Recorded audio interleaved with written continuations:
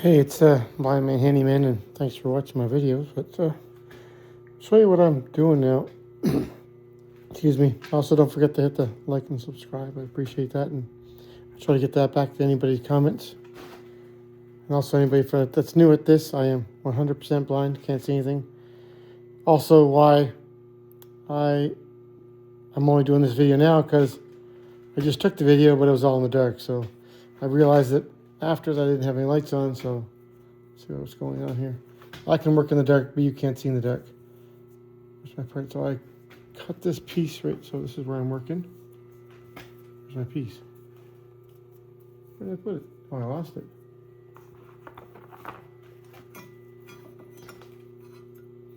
This is the piece here. So initially, this is a piece for airbags on my truck that I'm working on. So I was gonna.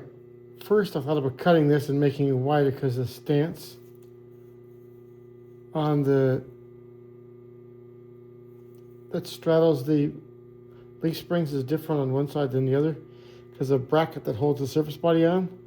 So I just decided to cut another track in it with the milling machine and move the bag over, and that should fix everything. So I just used the milling machine here. I already got the cutter taken out and stuff. Pieces. That's where I'm at with that. And, just want to make sure I don't drop anything on the floor. There, parallel bars. Is there parallel bars? You're right, I'll pick them up after. They're parallel in height, so you can bridge your stuff. You lay them down like this, then you can bridge them. So then if you want to mill a pocket or something, these are exactly the same height. These are narrow parallel bars, so you put on top, then you can mill something, and then you'll cut off. So you buy these; they're called parallel because they're perfectly cut to the same height, and then they're surface ground. There's the piece.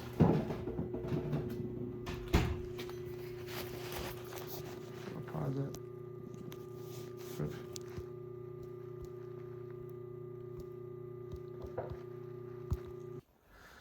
Okay, so that's the plate there I'm doing. So I can show you what else I'm doing.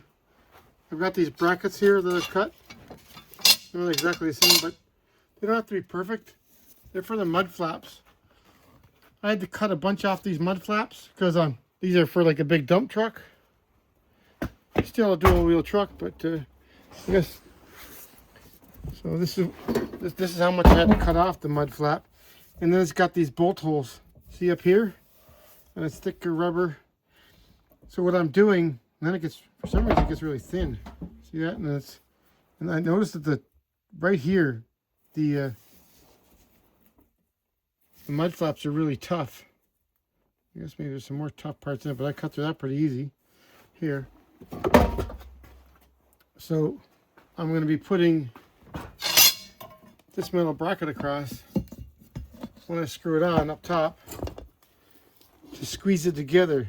So I'll put a bolt here and a bolt there, and then I'll put some bolts here, and then I'll squeeze it and grab onto it better. So that's what I'm doing with the mud flaps. So what else I got going on here? So I've also, they're not completely in, but I've put in the I had some trouble with the silicone stuff. It kind of blew up on me last night. The whole side of the can ripped, so I'll have to do something there. But I have the depth fuel refill. And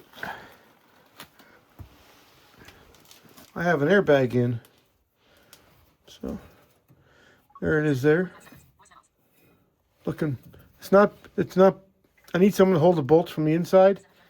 And the last minute little things to do there, but yeah, so you can see how that it sits right over top of it, nice and even and stuff. So my other one's just going to sit out over top of it a little bit uneven. So as soon as I get this bolted on, then I'll bolt the bottom, and everything should be good there.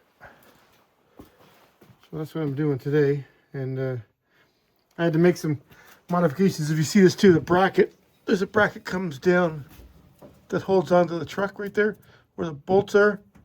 Well, that there, if you see, it's offset on one side more than the other, so I had the plasma cut the steel bracket here.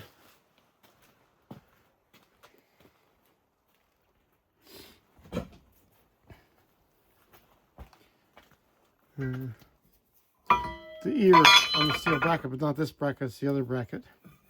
So I'm not even sure what I gotta do with this bracket yet. The other bracket might be okay, I'm not sure. First, let's get this one in place and see where we're at. I think I got the lights on. So I got the plasma cutter moved over here because I've been using it quite a bit on different things, trying to cut little pieces and make stuff. Hope someday I can get a plasma table. That'd be really cool. If anybody, companies out there that want to text-to-speech for a blind dude using a plasma cutter. Well, I gotta see if I cut this right. I think I did. Not good when you think you did it wrong. I did it right. Shift it to the right.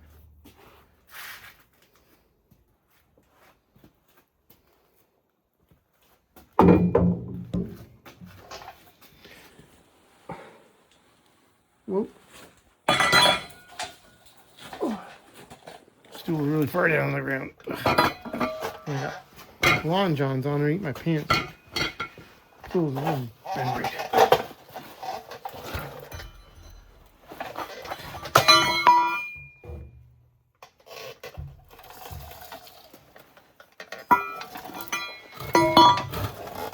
So now this is ready to go in. You can probably even see how it's offset a bit. So there's that piece. And the bracket's over there. See, it's not centered underneath. So that's why I got to shift it. Brackets there, holes seem to be alright. Ooh, I might have to cut this side, look. Those brackets are really close. Look at the holes. So I'm going to probably end up having to cut my bracket on this one as well. That's okay. Plasma's all set up. And we're good to go that way. So let's put this bracket in and see how that goes. See how it works.